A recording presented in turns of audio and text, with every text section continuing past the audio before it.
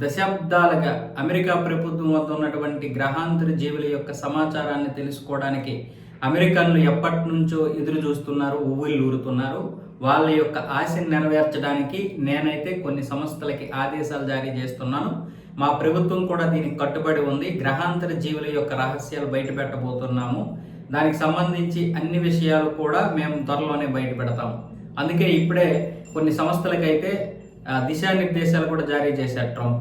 ఈ గ్రహాంతర వాసులు ఎక్కడున్నారో వాటికి సంబంధించినటువంటి ఫైళ్ళు ఎక్కడ ఉన్నాయో ఇమీడియట్లీ నా టేబుల్ మీదకి రావాలన్న విధంగా మాట్లాడాడు. గత వారం ఒబామా ఏమొచ్చేసి ఒక పాడ్కాస్ట్లో మాట్లాడుతూ గ్రహాంతర వాసులు ఉన్నాయని నేను నమ్ముతాను, కానీ అవి అమెరికాలో ఉన్నాయన్న విషయాన్ని అయితే నేను నమ్మను. ఆ ఫైళ్ళ గురించి కూడా నా దగ్గరికి రాలేదు, ఎక్కడా కూడా ఈ విషయం తెలియలేదు అన్న విధంగా ఒబామా అయితే చెప్పాడు. దీని గురించి కూడా ట్రంప్ మాట్లాడుతూ ఆయన అలా మాట్లాడకుండా ఉండాల్సింది, అనవసరంగా మాట్లాడాడు అన్న విషయం గురించి మాట్లాడాడు. అంటే ఒబామా అలా మాట్లాడకుండా ఉండాల్సిందే అని దేని గురించి అన్నాడు అన్న విషయం చెప్పలేదు, కానీ మాట్లాడకుండా ఉండాల్సిందే అన్నాడు. ఆ రోజు ఆయన మాట్లాడింది దీని గురించే, ఈ గ్రహాంతర వాసుల గురించే. నెవాడా అనే ఒక ప్రాంతంలో ఏరియా 51లో భూగర్భ కేంద్రాలు ఉన్నాయి. ఆ భూగర్భ కేంద్రాల్లో కొన్ని దశాబ్దాలుగా గ్రహాంతర వాసుల్ని వీళ్ళు దాచారు అమెరికన్లు అన్న విధంగా అయితే ఒక ఇది ఉంది.